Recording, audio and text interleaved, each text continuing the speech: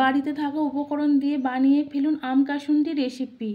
সারা বছর সংরক্ষণ করে রাখুন। এই আম কাসুন্দিটা একবার হলেও ট্রাই করে দেখবেন। একবার বানালে 1 বছর তো সংরক্ষণ করতেই পারবেন। আম কাসুন্দি বানানোর জন্য আমি 2টো আম নিয়েছি। আমের খোসা ছাড়িয়ে নেব। একই রকমভাবে 2টো আমের খোসা ছাড়িয়ে নেব।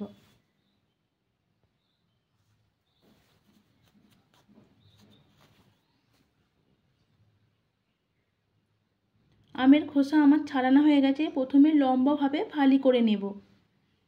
ভিতরের দানাটা ফেলে দেব।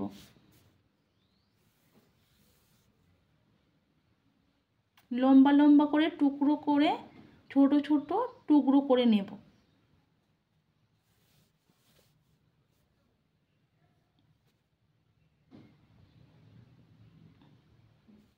একই রকমভাবে 2টি আম কেটে নেব।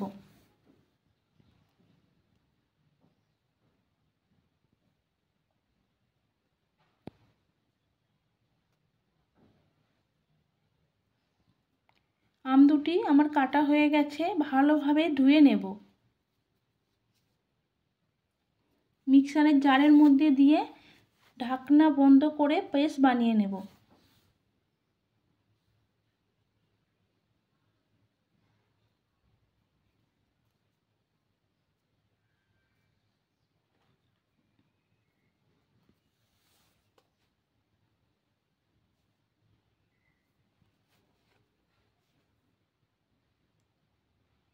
পেস্টটা বানানো হয়ে গেছে। 2টো কাঁচা লঙ্কার টুকরো দিয়ে দেব।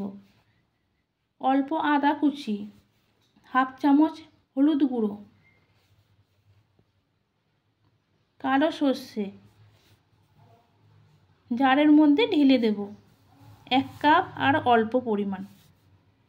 ঢাকনা বন্ধ করে আমি পেস্ট বানিয়ে নেব জল ছাড়া।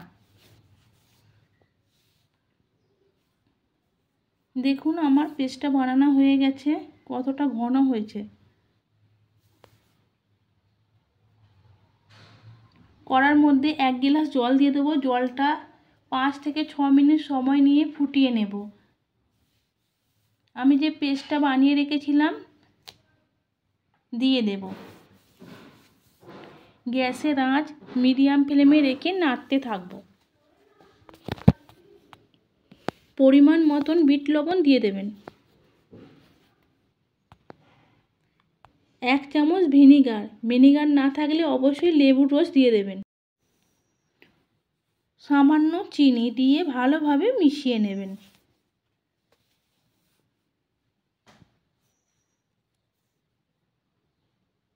সর্ষের তেল দিয়ে দেবেন।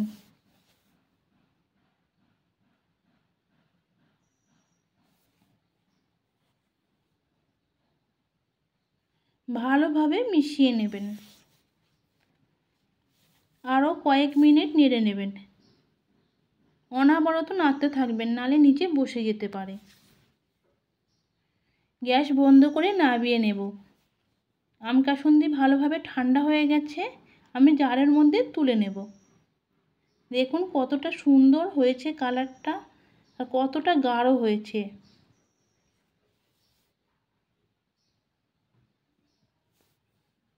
অবশ্যই বানিয়ে দেখবেন।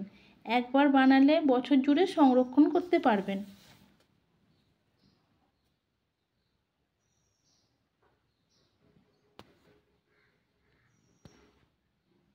রেডি হয়ে গেছে আম কাসুন্দি রেসিপি।